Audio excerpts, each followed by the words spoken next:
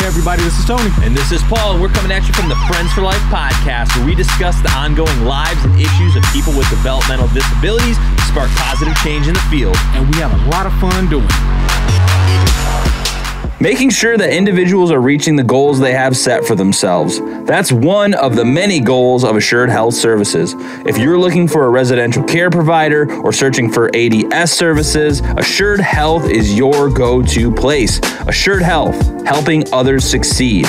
Learn more at assuredhealthohio.com or call 419-442-8066. Well, I've kind of made my job up my entire career. That makes three of us. And I've been fortunate because since 1973, or at least from 1973 to 2006, I worked for the state of Ohio.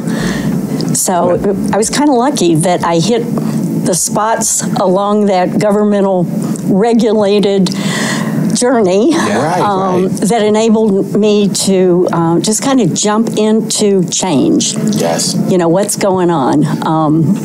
And I always said, you know, I'm probably going to lose my job over this, but it's the right thing to do. Here you are. And it never happened. 34 years later, I retired and spent a couple years working slightly in a different field, and then got the job with the Ohio Self-Determination Association. And I've been there since 2010 as their executive director. It's the best job I've ever had in my life. Well, that's good. I am an independent contractor on contract with them, and we kind of outsource almost everything. So I only get to do the fun parts of what I did when I worked for the state, and I don't have to do a lot of personnel or rules and regs and all that kind of stuff. See, Paul, that is what I'm trying to do. That's what I'm trying to accomplish. It is not easy to do so. So, I mean, since we're talking a little about how you've outsourced it and you get to have the fun parts, how do you have fun, Dana? What's a fun day for you in this world that we are in now? Being with people. I was telling somebody earlier today at the conference that when I worked for the state, I always felt like I connected really well with people who had a disability and families, especially families. And I think I probably did do it a lot better than many others. But it wasn't until I started working for OSDA and actually got involved in Project STIR training, which I think you've heard about, and really spending time with people who had a disability and understanding the uniqueness of everyone, the differences and the commonalities, and just the love for life in general. And it really is probably the best part of my job. Hey, for some of our viewers and listeners who are not familiar with Project STIR, can you explain what that is? Sure. Well, STIR is an acronym for Steps Toward Independence and Responsibility. And really fast, you know how we are with our acronyms in the DD world, so people, here's another one. That's right, another one. And it's really very basic leadership training that takes place over the course of about 3 days.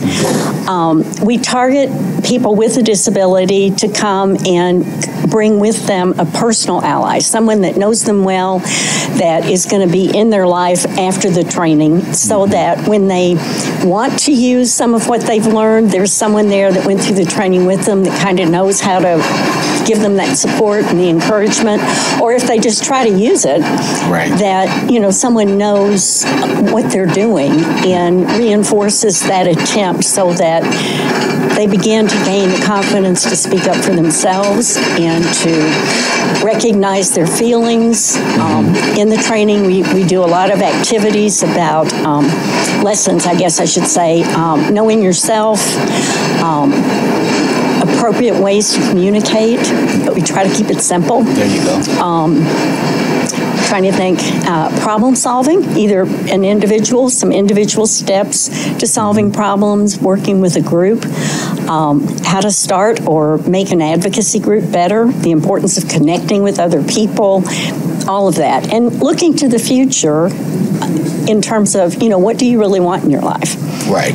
and what's important to you, who's around you that can help you maybe get there. What experiences have you had in the past that you'd like to continue to have in the future, or things that maybe weren't so great in the past that you want to avoid.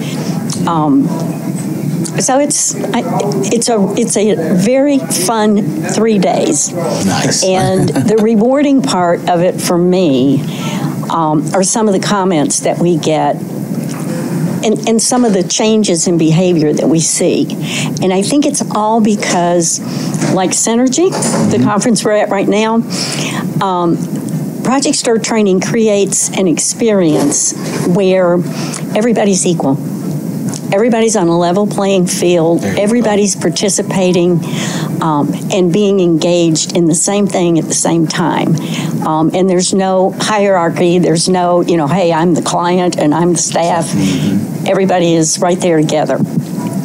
Well, that's really important, I think, because when you get in the day in, day out of working in the field, you kind of lose that, and there's these power struggles, and people want to be right, and people want to be wrong, and all the above.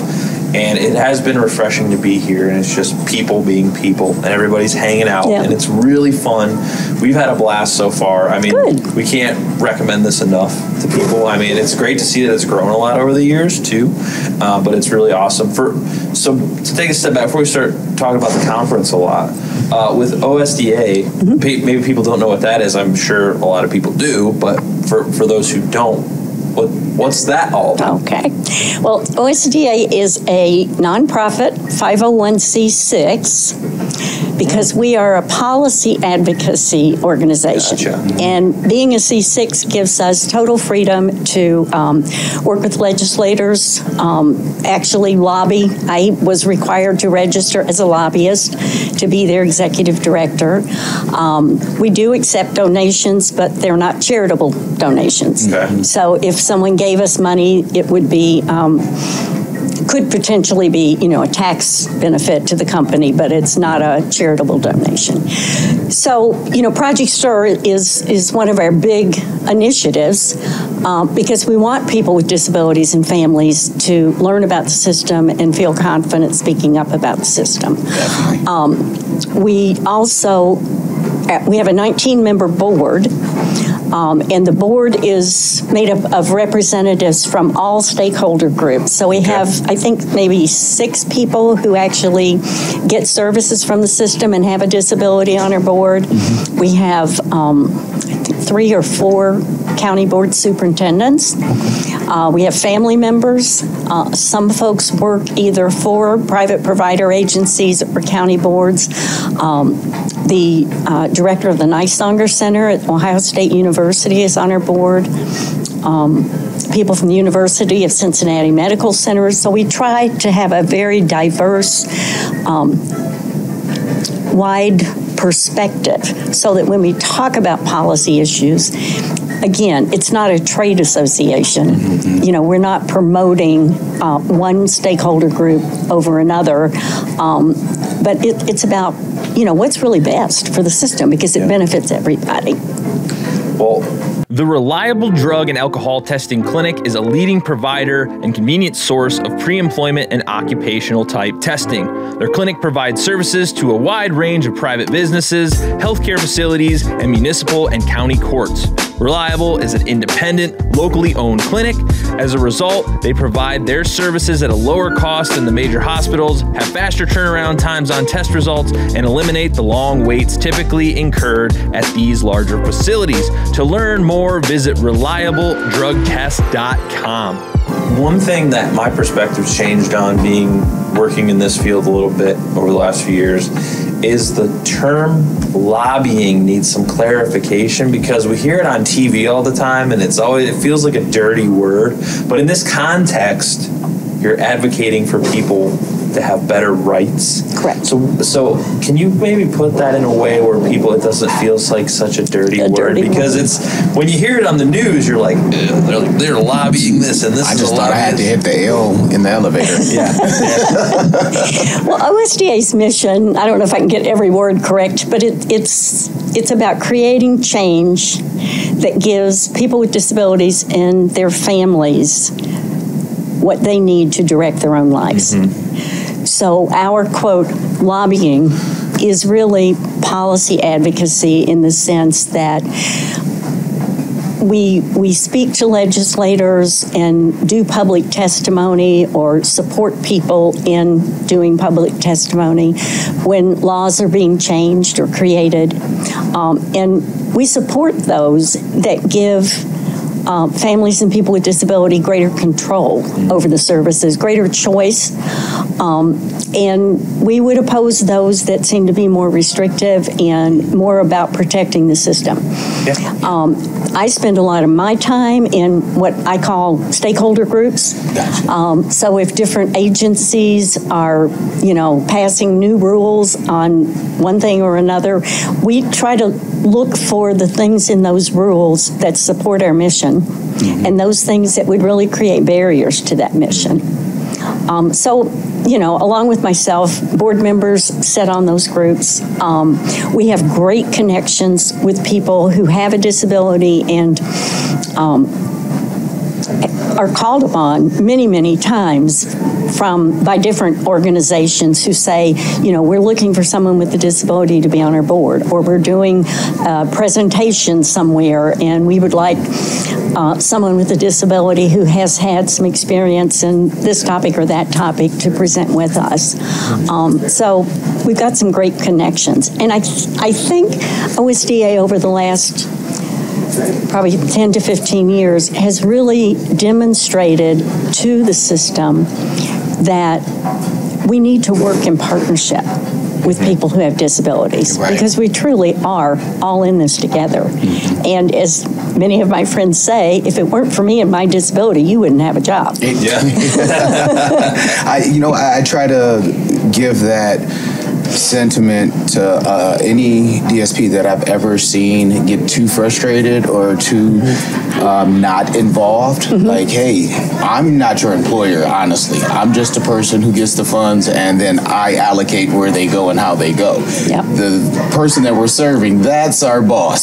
So don't call me up saying boss, call them the boss, because they are the reason that any of us can eat, sleep, or have an opportunity for a professional lifestyle. Exactly.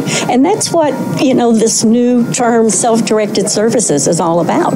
It's about, putting the supports in place so that a person with a disability can be either a common law employer or a co-employer and actually hire their staff, negotiate rates, supervise, evaluate, do the whole thing. Yeah, I've had plenty of individuals in my time say, hey, Tony, I don't need as many hours as they have out here. I just need somebody who can come in and come out. And then there's the selfish part of, the system in and of itself and how it's done right now, that you kind of say, well, apply for it all because you'd rather have more than none or not or too little, and then if you do need it later, then you're going through this rigmarole of trying to figure out how to get it again. How do you feel about that? I think it's pretty silly. Yeah. If we all would just approach things from what a person really needs and wants in their life. The humanity standpoint, I'm sure. Exactly. Many people get a lot of support, and it doesn't come from the DD system. It comes from lots of other places. And I don't think we recognize that. I don't think we recognize the struggle that families go through when they learn that their child has a disability. No parent wants any kind of characteristic to suddenly be revealed on a child that they think might, I don't know, define them per se? Yeah.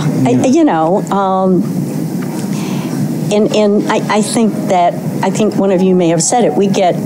When you work in the system, sometimes I think you get so caught up in the processes and the funding and the compliance that you lose sight of the reality. We are here to support. We are here to figure out how to make your life better and easier, and hopefully to make that person get to a place at some point where they have a productive employment, they're earning a decent living, they have health insurance, and are paying taxes like the rest of the world. Yeah, pay those taxes, everybody. Right. Pay your taxes. Right. I carefully avoided your question about the lobbyist, right? No, yes, Got you you did. totally distracted. I think she did a great job at that. Now, that is political work right there. Me being a former council seat holder, you did that awesome, and we're not even going to go back to it. So. Very good. Well, since we're here at Synergy, Yes. why should people come here? I mean, Tony and I, firsthand experience being here our first year. It's been wonderful. So many great people. We've recognized a ton of familiar faces. And like you said, all the barriers are off. You're just a person here wandering around. So what's the advantages to people that haven't been here before? I think you get to see what life's really like, or can be like, for people with disabilities. I had a wonderful evening last night, just being face to face with people that I've seen on Zoom, people that I've known but have never really met, and just really connecting and having some great conversations about racism, about. With sexual education that they're talking about? And where they are with their life and what they really want to do. I had a great conversation with a woman who, because of her job, she can't get involved in some of the things that she really has a passion about. And we would love for her to get involved in that, because she's got lots of skills and lots of knowledge that could be of help to this particular network group that I'm involved in. But there's reality that you have to deal with, So it's good conversations. It's a lot of fun. It's exhausting, but it's worth it. Yeah. I hear that. I firmly believe connections are the key to success. Amen. Absolutely. Yes. None of us would be where we are today if it weren't for people we met somewhere along the way. Yeah, absolutely agree. I have a quick little story about that. When I was 15 years old, I got my first tax-paying job, because everything else was kind of under the table. And we don't want to talk about that. But I was a kid. Hey, but 15, there was a young lady by the name of Samantha Carmen, and she was the manager at the Burger King. And I was an inner city youth, and trust me, I did not look how I look now. Most of the people who looked at me probably would have been like, "Yeah, I should cross the street. This is a hoodlum." I've seen the picture. Yes, and it is what it is. But she took a chance on me, and I became one of her best and favorite workers because, for one, I did everything she told me to do. And then after that, I educated myself more to be better without her, dictating that to me. I was a great person to negotiate for new staff to come in, and if we were short, I would call and find other people. So it helped with my superpower now in customer service to be able to deactivate or de-escalate situations that most of society probably would be extremely hesitant on. And I'm blessed for those opportunities, because that was a connection that has taken me to be progressive to where I am today. Right. So, Samantha, if you happen to hear this, thank you. Hearts to you. That's cool. Well, we don't want to take up all your time. We know there's a lot left of the day left with the conference. If people want to learn more about any of the many things you're involved with, apparently, where can they find more, especially OSDA? Well, we do have a nice website. It's osdaohio.org. And we are on Facebook. We are on Facebook. We have a separate Facebook page for Project STIR, which probably gets a little more energy going than the other, which is nice. OSDA is also one of the core members of the Supported Decision-Making Network of Ohio. Okay. So there's a website with those initials too that you can get some good information about. Well, Dana, thank you so much. Thank you. Thank you. I've learned a lot. I'm sure Tony's learned a lot. Yes, We're excited to learn more at the rest of this conference. Good. Yes. THS Remote Supports is clearly focused on improving independent living through dynamic and personalized services. Their systems have been carefully developed and perfected to ensure that everyone receives the best care through the least intrusive means possible. Located in Cincinnati, Ohio, they've spent over 20 years providing in-home supports to individuals with disabilities. If you or someone you know is looking for a remote service provider, go to thsrss.com or call 513-882-9088.